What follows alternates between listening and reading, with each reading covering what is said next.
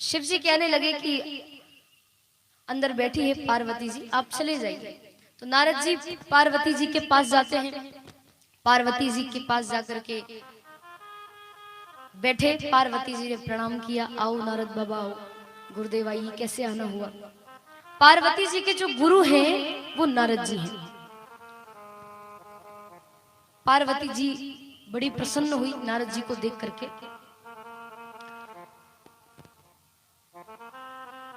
नारद जी ने पूछा, अब उनको तो कैसे भी करके झगड़ा करवाना था। नारद जी कहने लगे पार्वती जी से कि सब कुशल मंगल तो है। पार्वती जी कहने लगी कि बाबा सब कुशल मंगल है। नारद जी कहने लगे कि ये बताओ तुम्हारे पति शिव कैसे हैं? पार्वती जी कहने लगी कि बाबा मेरे पति वो तो सचमुच भोलेनाथ है। वो मुझसे इतना प्रेम करते हैं, इतना प्रेम करते हैं, इतना प्रेम करते हैं, वो मुझसे कोई भी बात नहीं छुपाते। शिव जी बड़े भोले भंडारी हैं, पर नारद जी को तो झगड़ा करवाना था। पार्वती जी से कहने लगी कि कोई भी बात नहीं छुपाते हैं। पार्वती जी कहने लगी हाँ बाबा कोई भी बात नहीं छुपाते हैं। नारद जी कहने लगे कि जब शिव जी आपसे इतना प्रेम करते हैं, कोई बात नहीं छुपाते हैं, तो आपको ये भी बताया होगा कि उनके गले में वो जो नरमुंडों की माला पड़ी रहती है, वो माला किसकी है, वो नरमुंड किसके हैं, ये बताया होगा आपको। पार्वती जी कहने लगी कि बाबा ये तो आज तक नहीं बताया कि उनके गले में जो वो नरमुंडों की माला पड़ी रहती है, वो नरमुंड किसके है, माला किसकी है। नारद जी कहने लगे आपको नहीं बताया?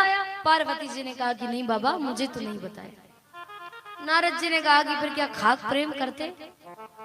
बड़ा कहती थी प्रेम करते प्रेम करते। नारायण नारायण कहते कहते नारद जी वहां से चले जाते हैं। पार्वती जी को बड़ा गुस्सा आया,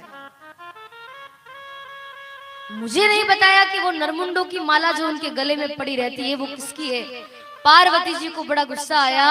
इधर नारद जी जाते जाते भगवान शिव से कह गए कि भोले बाबा आपको अंदर माता जी याद कर रही है। शिव जी कहने लगे कि हाँ हाँ नारद जी आप आए हो ना, तो फिर तो जरूर ही पार्वती मुझे याद करती होगी, आप चिंता मत करिए। नारद जी वहां से चले जाते हैं।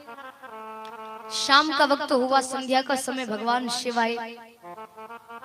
अब पार्वती जी तो गुस्से में बैठी थी। शिव जी आए, कहने लगे देवी क्या बात है, तुम गुस्से में क्यों लग रही हो, गुस्से में बैठी हो, किसी ने तुमसे कुछ कहा तो मुझे बताओ, किसी बात का बुरा लग गया या मायके की याद आ रही है, क्या बात है? शिव जी कहने लगे सुनो सुनो मैं बताता हूँ, यही जानना चाहती हो कि नरमुंड किसके हैं? पार्वती जी ने कहा बताओ किसके नरमुंड हैं? शिव जी कहने लगे कि देवी सुनो, ये नरमुंड और किसी के नरमुंड नहीं है,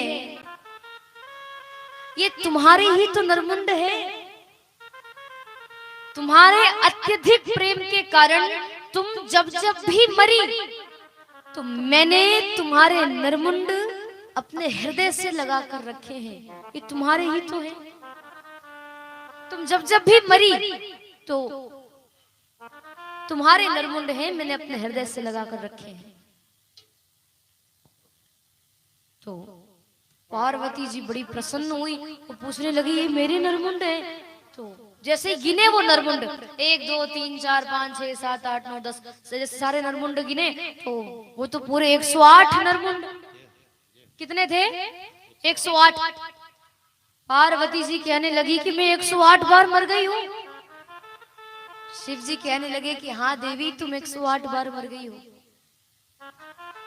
पार्वती जी कहने लगी कि बाप रे मैं 108 बार मर गई और आप एक बार भी नहीं मरे।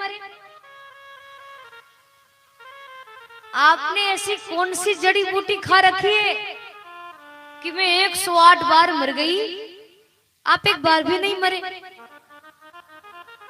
शिव जी कहने लगे कि देवी मैंने कोई बूटी बूटी नहीं खाई, मैंने तो अमर कथा का पान किया है। पार्वती जी ने कहा कि अमर कथा क्या होती है? तो शिव जी ने बताया कि भागवत कथा ही अमर कथा है, राम कथा ही अमर कथा है। तो मैंने अमर कथा का पान किया है, यानी मैंने दोनों कथाएं सुन रखी है। पार्वती जी ने जिद कर ली कि फिर मुझे भी अमर कथा सुनना है, आप मुझे भी अमर कथा सुनाइए। अच्छा, अमर कथा का मतलब ये नहीं होता, ध्यान से सुनिएगा, अमर कथा का मतलब ये नहीं होता कि आपने राम कथा सुन ली या भागवत कथा सुन ली तो अब आप मरोगे नहीं, अमर रहोगे। कई लोग ये सोच लेते हैं कि हमने कथा सुन ली तो अब हम मरेंगे नहीं, अमर कथा है। लेकिन देखिए, मरना तो सभी को है, मृत्यु तो सबकी होनी है। एक ना एक दिन आपकी भी मृत्यु होगी, एक ना एक दिन मुझे भी मरना है। मरते तो सभी हैं, मरना तो सभी को है। पर एक बार भी यदि कोई व्यक्ति राम कथा सुन लेता है या भागवत कथा सुन लेता है तो केवल उनका शरीर मरता है, हमारी जो आत्मा है ना, वो आत्मा अमर रहती है, आत्मा कभी नहीं मरती। और उस आत्मा को फिर ये जन्म मरण से मुक्ति मिल जाती है, 84 लाख योनियों से मुक्ति मिल जाती है। वो हमेशा के लिए भगवान के धाम को चली जाती है। जो कोई भी एक बार कथा सुन लेता है, फिर चाहे राम कथा हो चाहे भागवत कथा, केवल उनका शरीर मरता है। और आपका हमारा भी शरीर ही मरता है, आत्मा थोड़ी मरती है। आत्मा तो हमेशा अमर रहती है और उसको भगवान के चरणों में स्थान मिलता है, उसको भगवान का कहीं ना कहीं धाम मिलता है जो कथा सुन लेता है।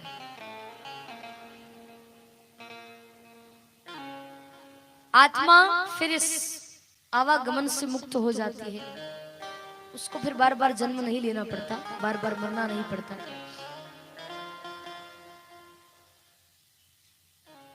पार्वती जी ने जिद कर ली कि मुझे भी अमर कथा सुनना है। तो शिव जी ने पहले तो सभी गणों को वहां से विदा किया, कैलाश पर्वत से बाहर विदा कर दिया कि आप लोग जाओ, क्योंकि अमर कथा सुना रहे हैं। कथा सुनना कोई साधारण बात थोड़ी है, कथा को हर कोई व्यक्ति नहीं सुन सकता। जिस पर भगवान की विशेष कृपा होती है वही व्यक्ति कथा सुन सकता है, वही व्यक्ति कथा में आ सकता है और वही व्यक्ति कथा करा सकता है।